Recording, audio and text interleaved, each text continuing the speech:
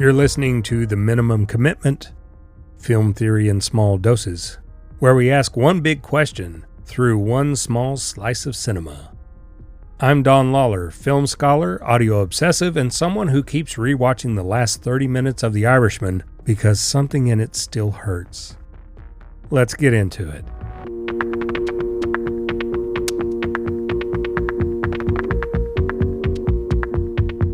When Martin Scorsese released The Irishman in 2019, it wasn't just another gangster film, it was something else.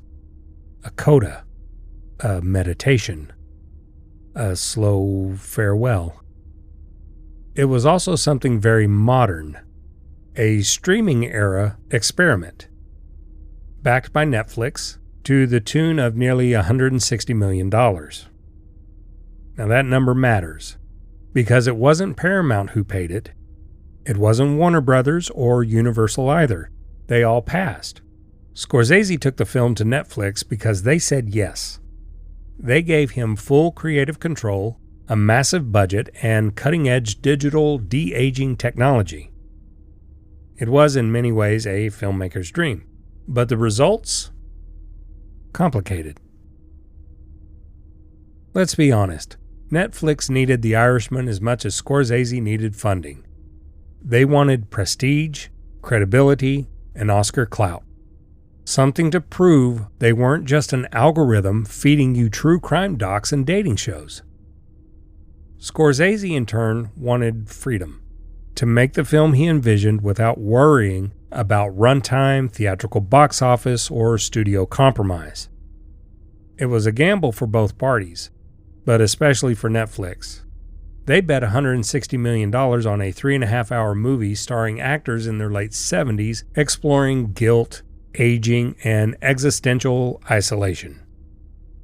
That's not your typical streaming hit. And for a lot of viewers, it wasn't easy to finish in one sitting. The Irishman doesn't move like Goodfellas. It doesn't swing. It weighs. It slows you down. The violence is restrained and often shown from a distance. The pacing is a deliberate crawl toward the inevitable. It's Scorsese at his most reflective. The story isn't about rising up, it's about looking back and realizing there's nowhere left to go. Frank Sheeran, played by Robert De Niro, isn't a charismatic anti-hero. He's an empty vessel. A man who followed orders and now faces the silence that comes after. No redemption, no glory, just a hospital bed, a funeral plot, and a daughter who won't return his calls. So what does The Irishman tell us about authorship today? On one hand, it's pure Scorsese. The cast, the tone, the Catholic guilt, it's unmistakably his. But on the other hand, it only exists because Netflix exists. That raises a new question. Is the modern auteur now dependent on the platforms that enable their vision? The Irishman wasn't shaped by market research. It wasn't forced into a 2-hour runtime. It wasn't built for multiplexes.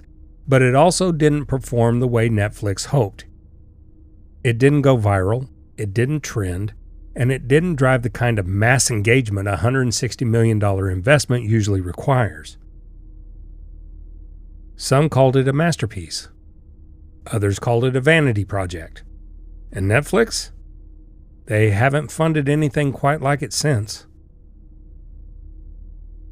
The Irishman is ultimately a film about what it costs to follow the rules in a world that never cared about you. And in a weird way, that's what this release experiment reflects also.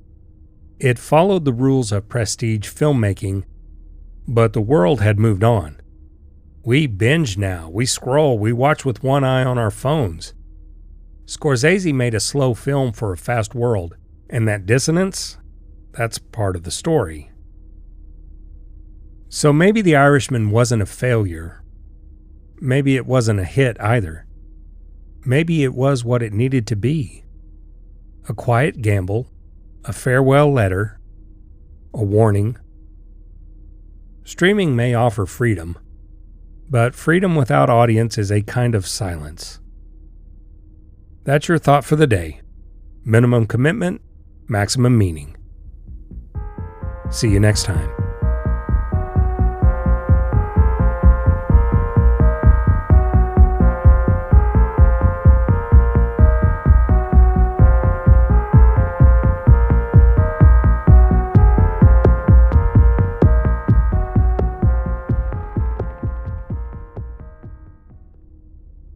The Minimum Commitment is produced, recorded, and edited by Don Lawler. Music by Art Against Agony.